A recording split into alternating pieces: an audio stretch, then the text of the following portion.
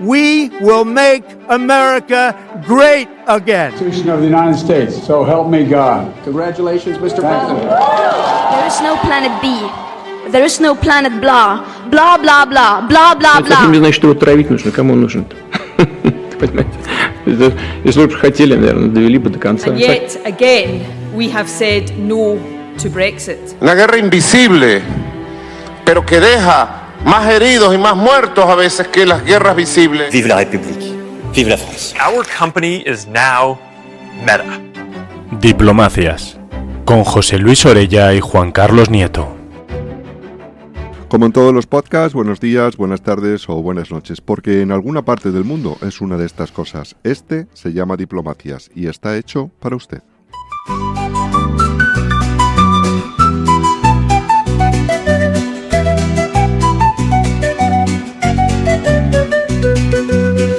Sería una superpotencia con 500 millones de habitantes, un 14% del territorio, un 6% del PIB mundial.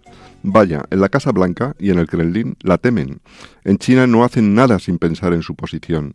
En Europa la envidian, una cultura de siglos, el segundo idioma del mundo. Eso no lo tienen ni franceses ni alemanes.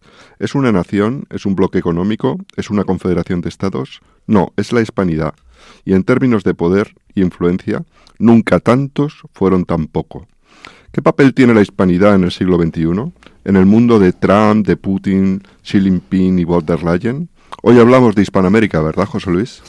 En efecto, así que descubrimos un mundo que se está dividiendo entre bloques y donde la hispanidad debería tener un papel protagonista en primera línea y sin embargo su fragmentación política y su ausencia de unidad pues le pone pues en una asignatura pendiente en este nuevo orden internacional.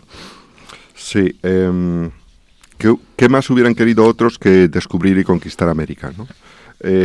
Pero como siempre ponemos historia en nuestro podcast, ¿cómo era la España antes del descubrimiento, justo antes del descubrimiento? Bueno, pues es una España que decide voluntariamente y libremente ser un elemento cristiano y vinculado a Europa, ¿no? Me explico, los demás europeos han nacido en Europa y ya está. Geográficamente una península de Asia y su particularidad cultural es pertenecer a la civilización cristiana. España, a diferencia, tiene que actuar de manera voluntaria debido a una invasión islámica en el 711.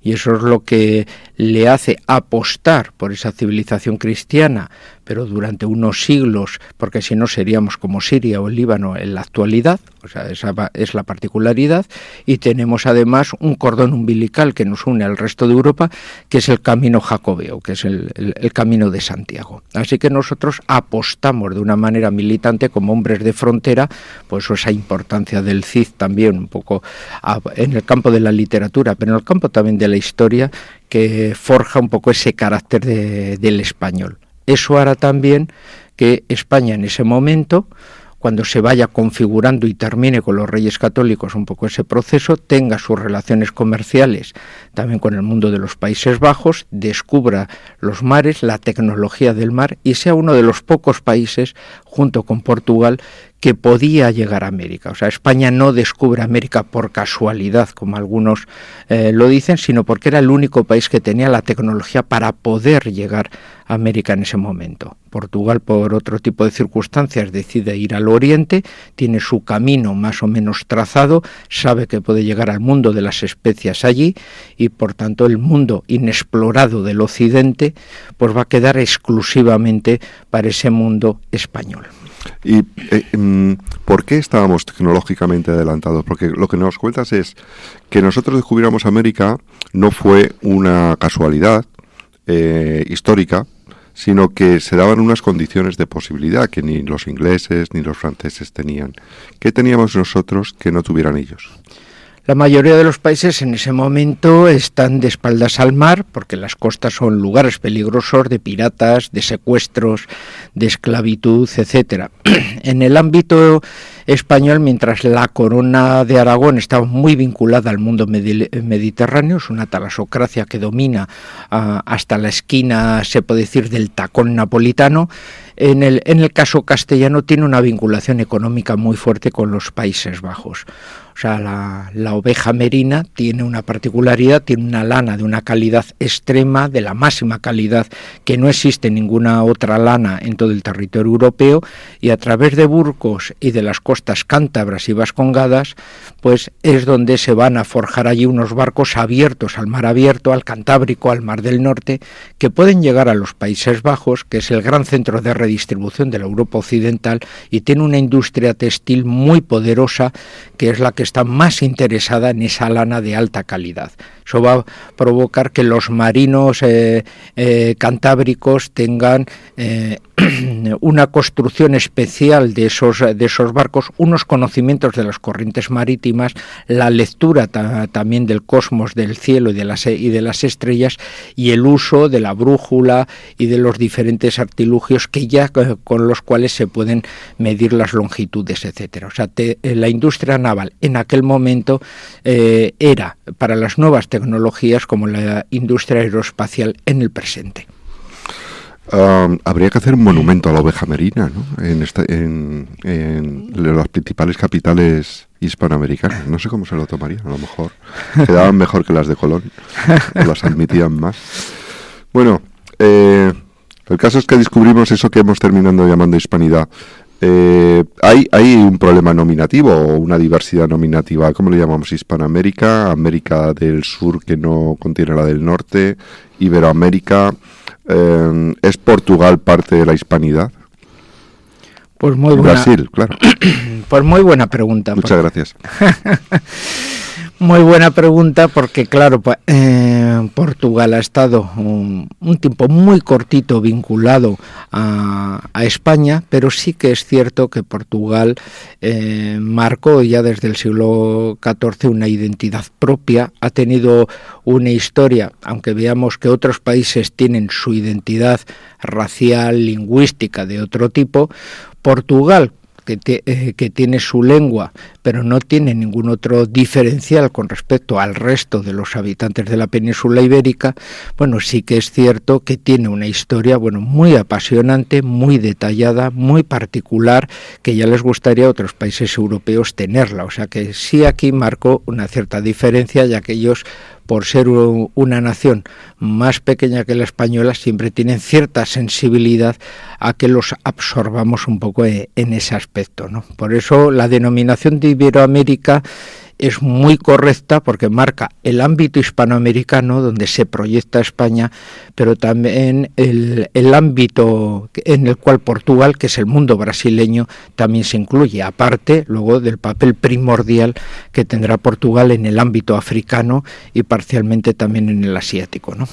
Claro, porque eran mejores navegantes que nosotros, yo creo. Vamos a tener un poco esa parte de competitividad, ¿no? O sea, Portugal rápidamente, pues como vemos como el país, bajan hacia el sur, rápidamente se lanzan hacia el Atlántico Sur y van a ir bordeando las costas africanas en dirección al Océano Índico, y cuando lo crucen rápidamente pues llegarán al mundo de las especias, que era lo que ellos tanto deseaban para eliminar intermediarios y poder enriquecerse con el tráfico de ellas, que hasta ese momento solo lo hacían comerciantes orientales y usando como intermediarios a los comerciantes italianos.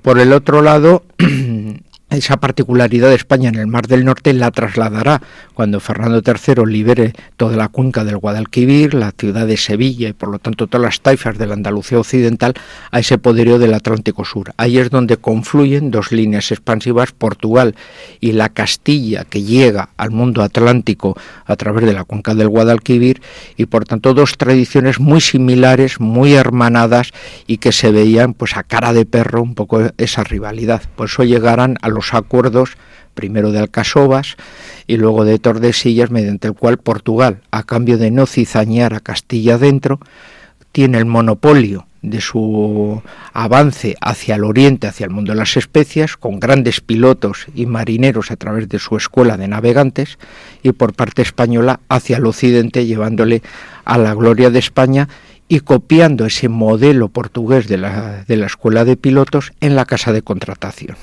Bueno, luego volvemos a la conquista, que es una parte muy interesante, como bien sabemos, por todas las mentiras difundidas ilógicas por la leyenda negra.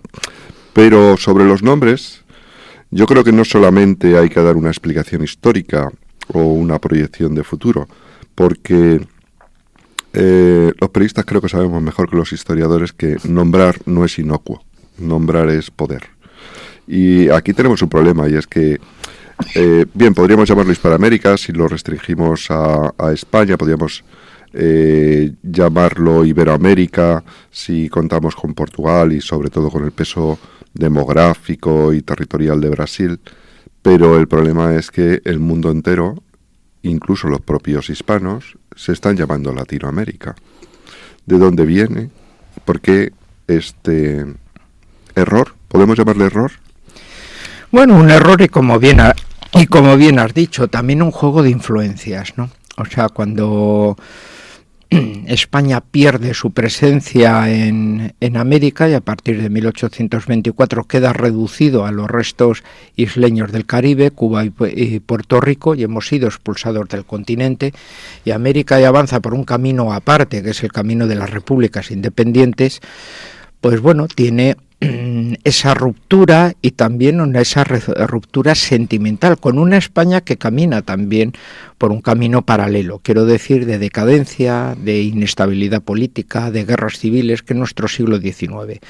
Las élites criollas, las élites republicanas, que culturalmente se habían influido, por ejemplo, por el modelo político revolucionario y napoleónico posterior de Francia, pues se van a sentir muy vinculadas, muy cercanas. De ahí viene un poco ese término triunfante de Latinoamérica. Siempre se le atribuye a Napoleón III la gran influencia que cuando crea el Segundo Imperio francés va a intentar tener un poco esa línea dominante sobre el ámbito hispanoamericano. Pero también tiene éxito porque las élites criollas de estas repúblicas también van a ver en Francia esa madrastra de la cual se sienten ellos también hijos, ¿no?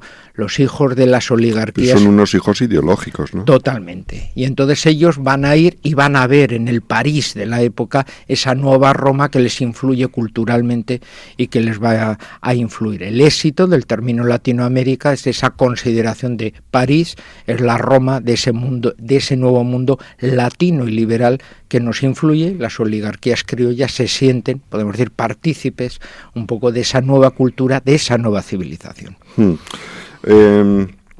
Volviendo a la conquista, antes de ocuparnos del presente y del futuro, que es de lo que queremos ocuparnos fundamentalmente hoy, a mí me está gustando que últimamente hay una tesis absolutamente evidente, pero no por ello tratada habitualmente, y es que se puede plantear la conquista española como una liberación, no como una esclavización. ¿Por qué? Porque he leído el libro de Pedro Baños, Geopolítica, en el que hace en la primera parte un compendio histórico de hasta qué punto es absurdo lo que se ha contado. Es decir, la idea es 500 españoles aparecen en América y matan a 6 millones de indios. Dices, bueno, oiga, pero esto no puede ser. Cualquiera puede verlo, un niño pequeño te diría, mire, eso es mentira. ¿No? Después le pondría la etiqueta de leyenda negra o no, pero diría, eso es mentira. ¿Por qué? Pues porque hay un montón de tribus que están verdaderamente sometidas por algunas otras tribus, ¿no? Y entonces cuando llegan los españoles dicen, estos son la esperanza, porque estamos tan mal que... Claro, ahí está el genio militar de los conquistadores españoles, de Cortés, de Pizarro, que saben muy bien, y no sé de dónde obtienen esa habilidad,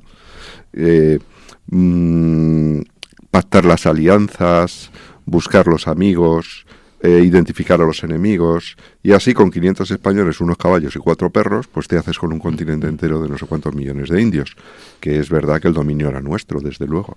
Tengo aquí, precisamente leído de Baños, algunos extractos que me han parecido absolutamente fascinantes.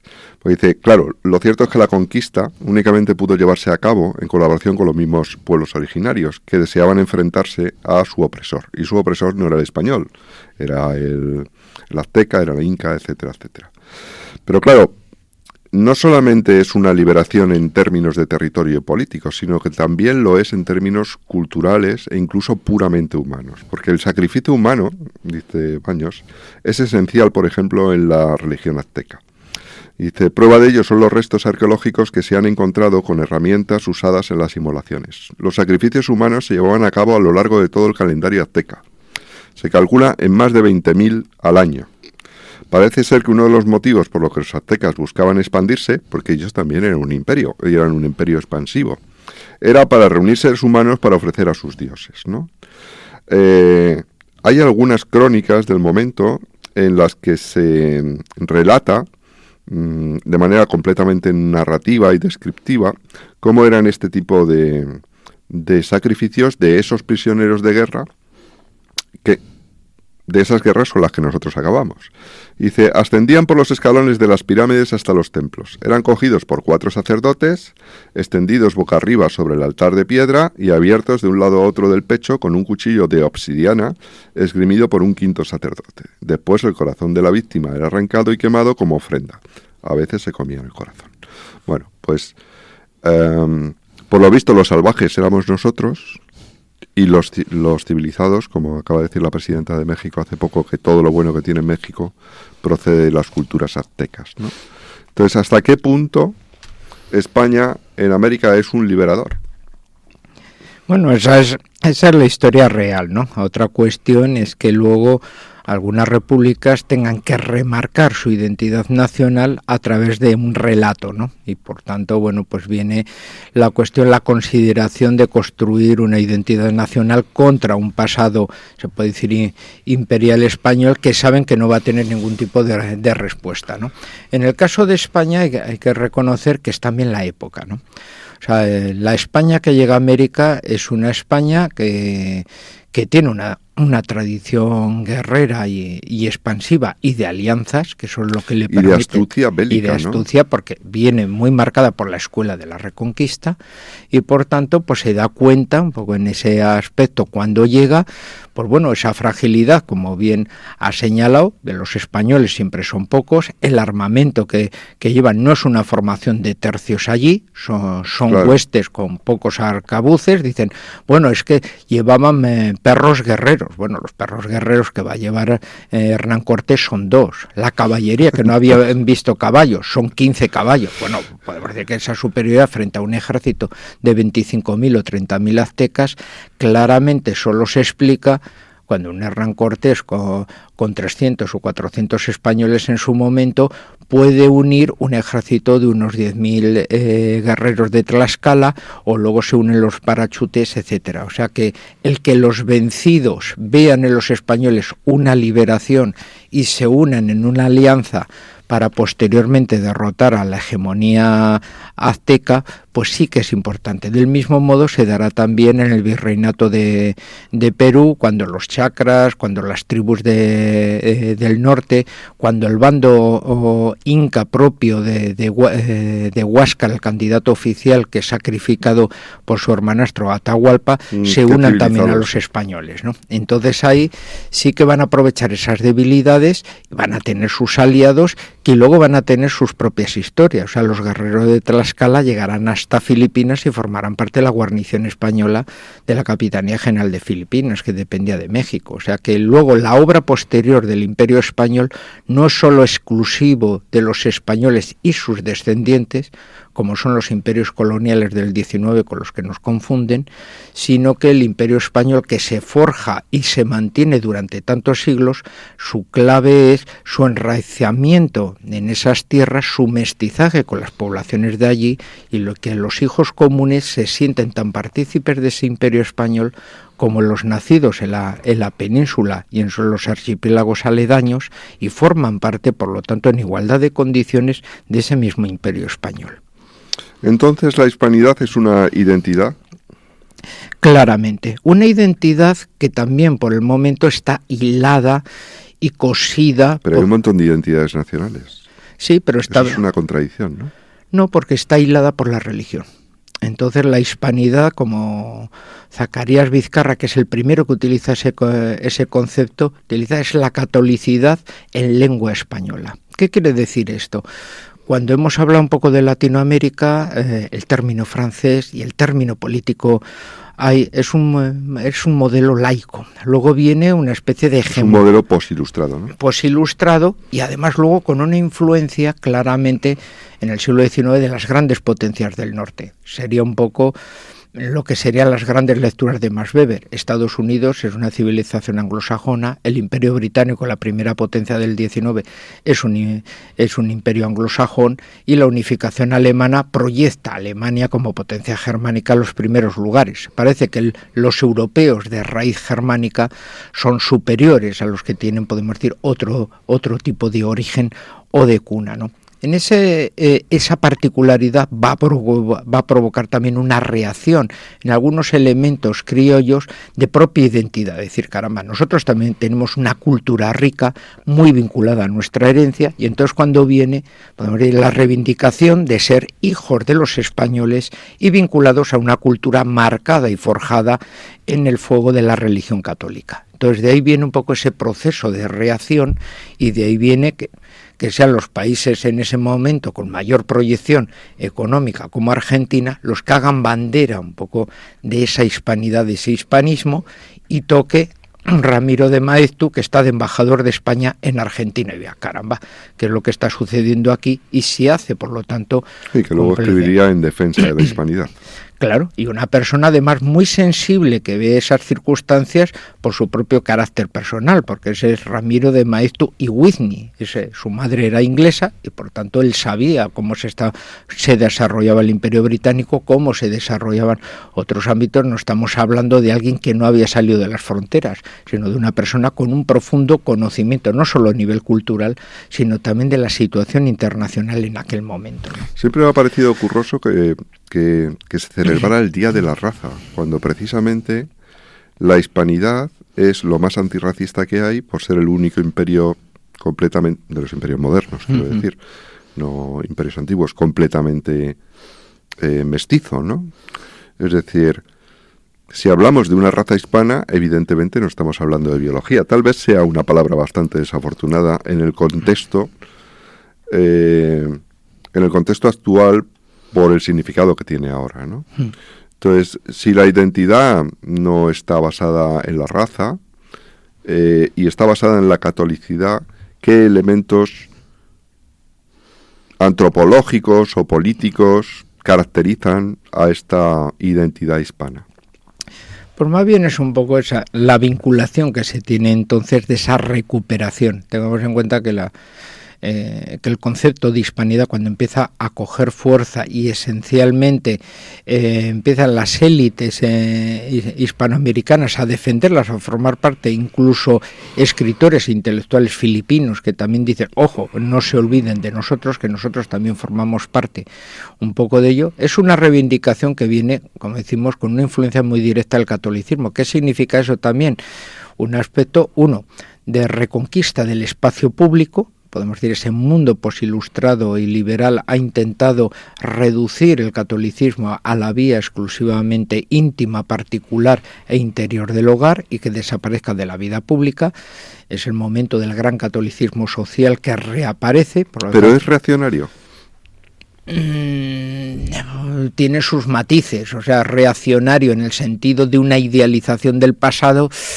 Tampoco me atrevería un poco a decirlo, porque gran parte de los intelectuales, como un Rubén Darío, no tiene de reaccionario, por ejemplo, nada. O sea que ahí ves también una multiplicidad de aspectos. En el aspecto político se ha intentado teñirlos de reaccionarios, porque sobre todo van a ser los intelectuales más vinculados al mundo conservador y tradicional los que se van a vincular con lo de la hispanidad y van a hacer bandera de ello. Pero en el ámbito cultural y literario van a ser los hombres de las grandes vanguardias, porque van en contra precisamente de ese pensamiento ilustrado que ha marcado las tendencias del mundo cultural y literario de ese mundo hispanoamericano previo a ellos.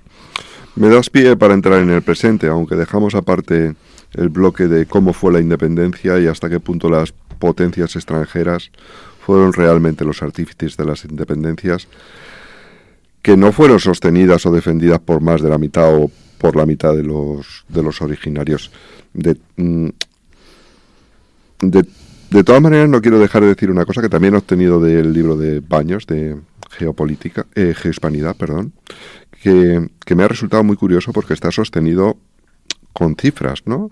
Dice, en 1810, casi 3 siglos después de la primera conquista de Hernán Cortés, se estimaba que la Nueva España contaba con 6,1 millones de habitantes, de los cuales los españoles representaban menos del 1%.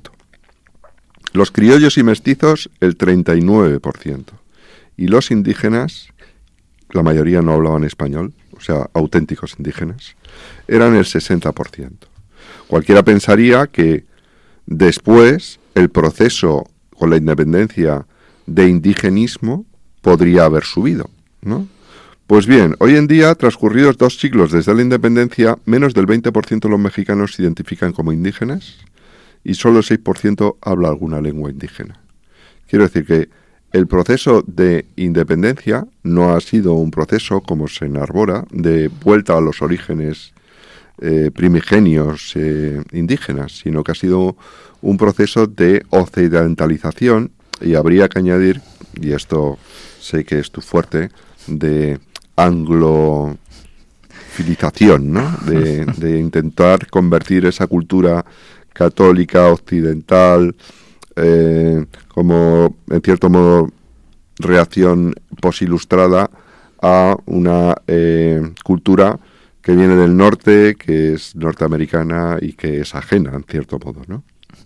Sí, hay aquí 2 aspectos. O sea, si haríamos 2 fotos fijas, ¿no? Una foto sería cómo era la América previa a la independencia. Esa foto fija no tiene, por ejemplo, aspectos de tema racial. Me explico. O sea, quiero decir, los nobles que son indios puros, o sea, la nobleza incaica, por ejemplo, forma parte de la élite del imperio, aunque sean indios puros, y con los mismos hijos de los descendientes de los conquistadores van a los mismos colegios, a las mismas universidades, etcétera. Las poblaciones indígenas puras, nativas, luchan por España porque tienen un reconocimiento de sus tierras. O sea, no es que les den las tierras que eran suyas, pero sí hay un reconocimiento documental por la parte de la monarquía española que son sus comunales, que son sus tierras. El proceso de independencia, al ir vinculado con el liberalismo, provoca y favorece una reforma agraria, una venta de tierras, una venta de comunales para obtener liquidez para pagar las deudas, y los indígenas pierden, por tanto, su nivel de vida y se convierten ahora es usted libre, independiente, pero se ha quedado sin huerto. Ahí está. Y entonces se transforma en la gran masa de jornaleros con una gran injusticia social que va a existir en ese mundo americano. Claro. Oye, me recuerda ahora de esto de estamos en la cumbre del avance progresista, pero ya no se puede comprar usted una casa. Así que claro, pues es un poco esa situación. Las repúblicas independientes, por el contrario, tienen la gran oportunidad de recrear repúblicas liberales se puede decir con una imagen europea en suelo americano. De ahí viene ya casi podríamos decir, entre comillas, ese proceso de casi de racismo, ¿no? Esconder el pasado indio que se tenía, que antes podemos decir tenía su protagonismo, era natural, y en cambio ahora se procede a ese blanqueo, a ese intento de imagen de ser países europeos en suelo americano. Viene el gran intento de blanqueamiento con la inmigración de signo europeo, en la eliminación incluso del indio en muchos aspectos. En muchos países va a haber campañas contra los indios nómadas, pues como habían sucedido en Estados Unidos, donde se les extingue, y por lo tanto ahí sí hay una reducción, una marginalidad, donde el indio acaba siendo, bueno, pues sectores populares marginales, y donde los criollos copan esa representatividad oligárquica y esa visión, podemos decir, más blanca y más europea de las repúblicas. Curiosamente, las repúblicas liberales consiguen alzar al mundo criollo al monopolio de su representatividad. Entonces, hay algo aquí que no me casa. Si esa es la visión tan liberal del 19 y decimonónica, ¿por qué la izquierda actual es tan anti-hispana?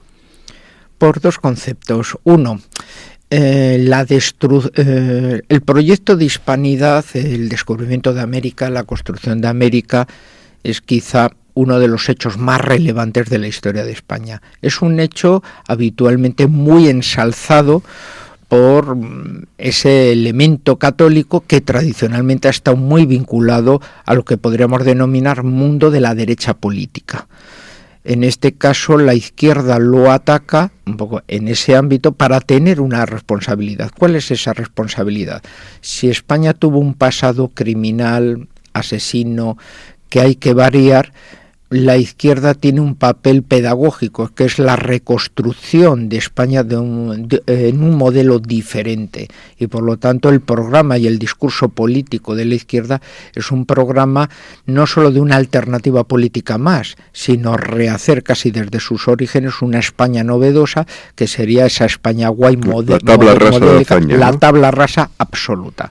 Entonces, de la República. Así que lo mismo que ha pasado en otro tipo de países donde hay un antes y un después, la izquierda quiere hacer un antes y un después. Claro, para eso viene la necesidad de cambiar la historia, crear un relato y por lo tanto que el modelo hacia el futuro restituya y complemente de una manera positiva, entre comillas, las negatividades y la maldad que se hizo en el pasado.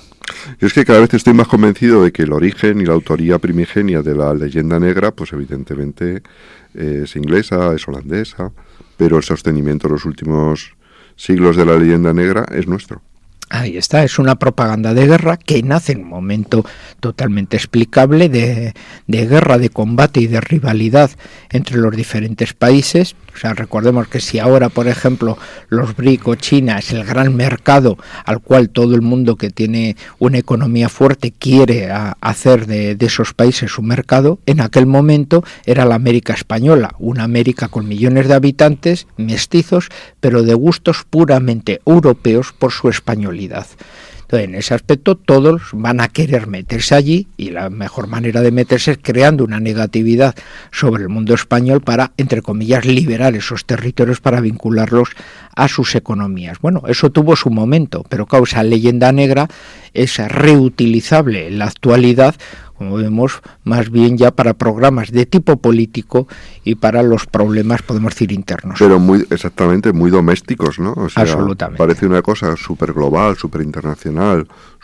con unos horizontes muy lejanos, históricos, y luego todo se reduce a ser una herramienta de lucha política en lo doméstico con las intenciones puestas en la próxima encuesta electoral, ¿no?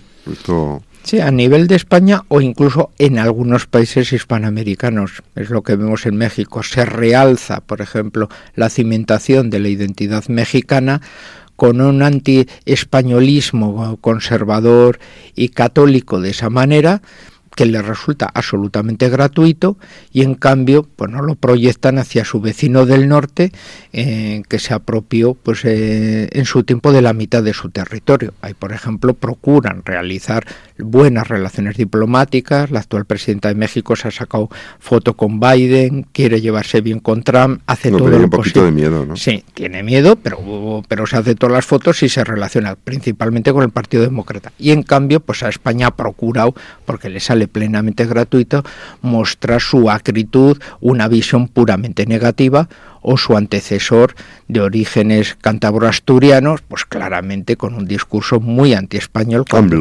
cuando no tiene precisamente nada de sangre indígena, por ejemplo, mexicana en sus venas, ¿no? Hablemos de ese vecino de México del norte. ¿Qué papel tiene lo hispano en Estados Unidos, más allá del supermencionado, recurrido continuamente, de tantos estadounidenses hablan español, y también, ¿por qué no?, qué imagen tiene el español allí, qué reacciones provoca? Había una población inicial allí, pero ahora ya la comunidad hispana va teniendo un tamaño estimable, pero un tamaño estimable también en un proceso de madurez. ¿Qué quiero decir? Antes la mayoría de la población hispana es una población inmigrante, aunque hubiera, podemos decir secos, aunque hubiera una población estadounidense de toda la vida que está allí, y que en algunos corridos mexicanos decían, yo siempre estuve allí, fue la frontera la que me pasó, yo nunca pasé la frontera. Podemos decir que por lo tanto en ese mundo tejano de Nuevo México, algunos dicen, yo ya estaba aquí. O sea, es Estados Unidos el que vino, no yo. Y ahí... Pero ¿sabes que he visto un meme por ahí que pone Make Mexico Spain Again? No sé cómo les sentaría eso a Trump.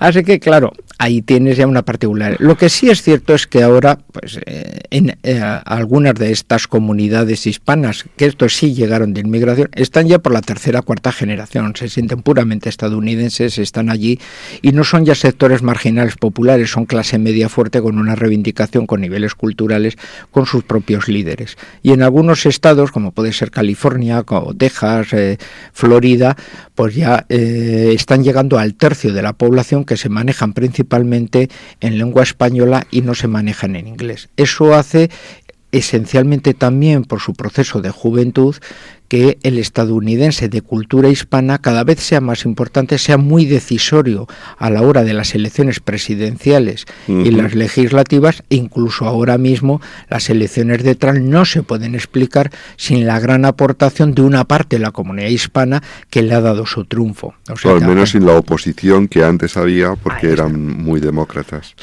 Pero a mí me resulta curioso esto porque digo, vale, están en la tercera generación y tú mismo acabas de decir, se sienten plenamente estadounidenses y hablan en español.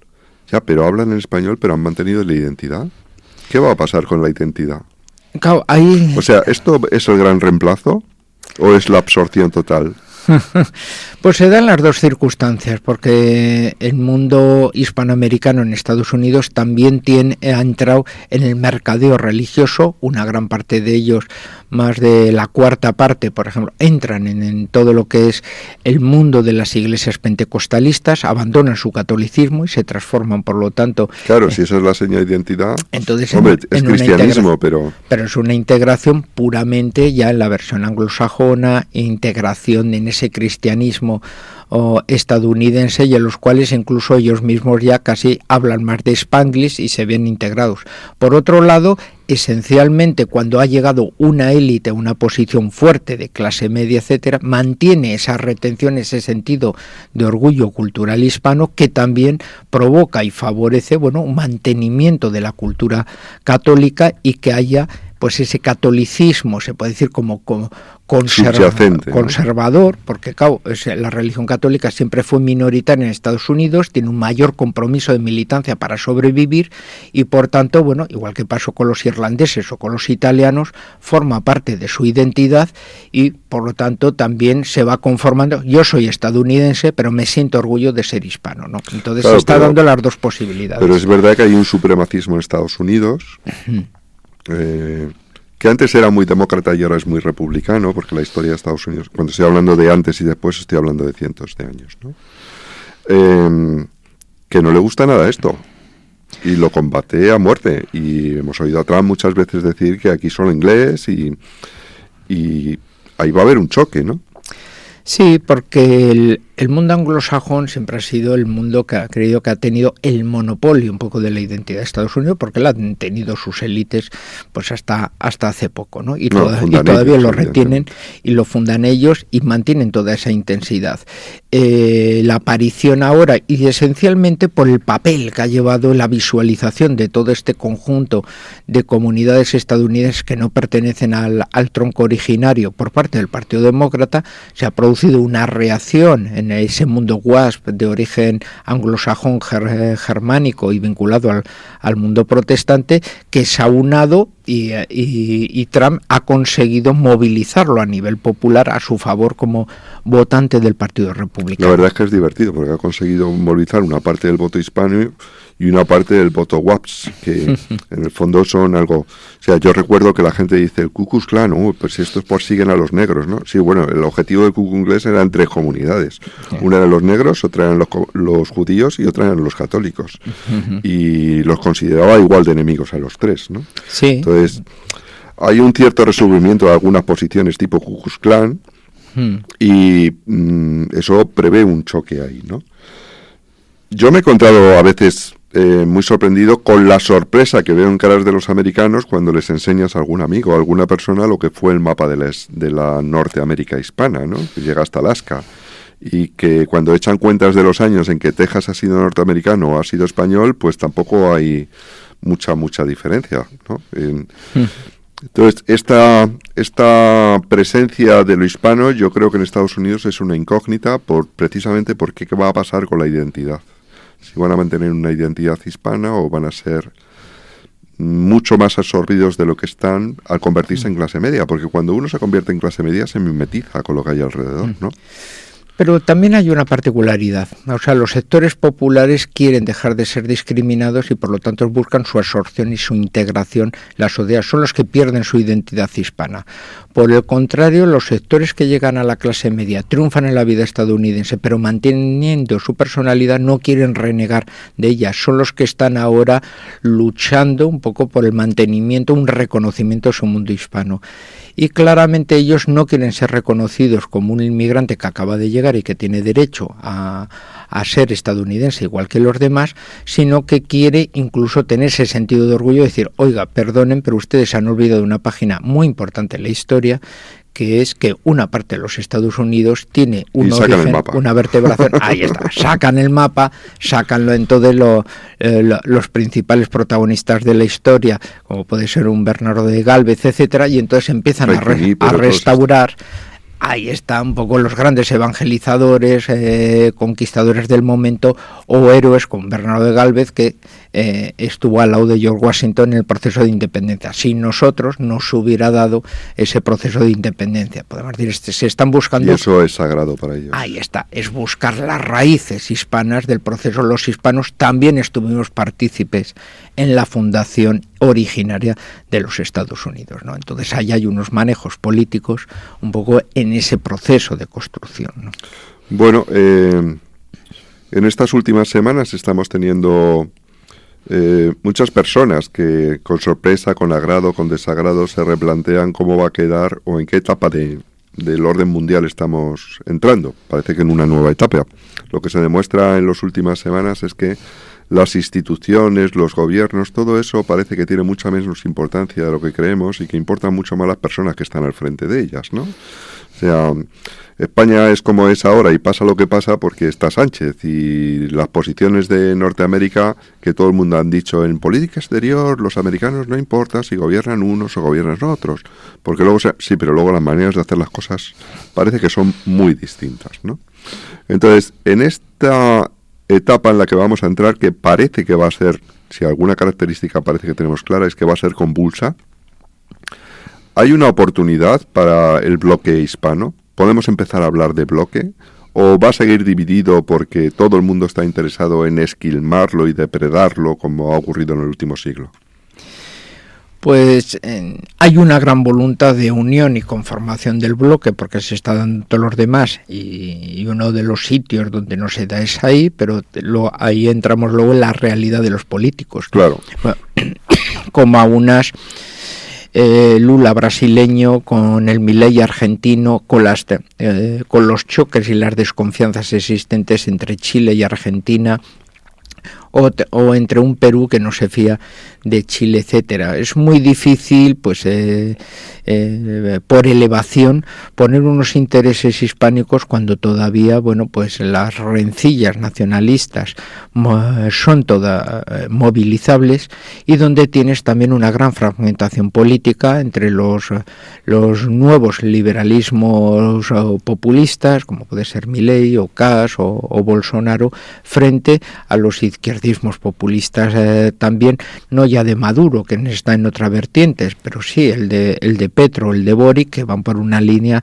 pues más moderada, que es el caso de Colombia, o el de Chile, ¿no? Entonces, claro, hay una fragmentación política que imposibilita esos puntos en común de hacer del hispanismo, bueno, pues un bloque internacional que les beneficia a nivel económico y que les proyectaría a nivel político como un actor de primera fila en el orden mundial.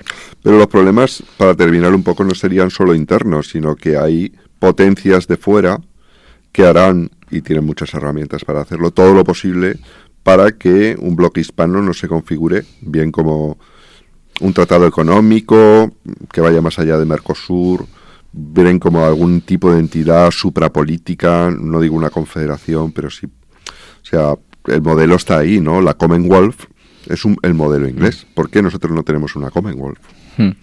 Sí, pues como bien has dicho, muchas veces por los convenios internacionales, ¿no? Cada país tiene unas economías muy dependientes en ese ámbito. El auge económico que ha tenido Perú viene muy vinculado por el mundo de las importaciones peruanas. Un Paraguay que casi depende de la exportación de la soja en todas las condiciones, o un Uruguay que siempre ha mantenido unas relaciones muy estrechas con Gran Bretaña, incluso en la actualidad. Entonces son países que tienen una gran dependencia y no van a dejar pues esa dependencia que marca profundamente su estabilidad por un bien que todavía no ven las ganancias prácticas que les puedan desarrollar. No, y que tienen miedo al caos de ese tipo. Absolutamente. Además, bueno, España, por supuesto, no está en condiciones con los políticos que tenemos de liderar algo así. Y si los tuviera, supongo que además habría que restar mucho protagonismo, porque si no levantaría muchas suspicacias. Claro, y los países que podrían tener esa capacidad, has dicho, una España que ejerce de puente entre la Unión Europea y es el bloque hispánico, pues ni está, ni se le espera, ni lidera ese proceso moral, y los grandes países, como podría ser México, que por su demografía, su capacidad económica podría liderarlo, tiene unos problemas internos de inestabilidad y de violencia fortísimos que le imposibilita poder llevar ese liderazgo, por ejemplo. Bueno, pues creo que hemos dado una vuelta al mundo hispano que tiene, creo, una oportunidad de algún tipo, y lo que desde luego tiene mucho tiempo, porque la gente no va a dejar de hablar español en unas cuantas generaciones. Así que hagamos lo que hemos hecho siempre los españoles, que es esperar nuestro momento, pero no nos echemos la siesta, que también es muy español. Nos vemos, José Luis. Nada, hasta el siguiente.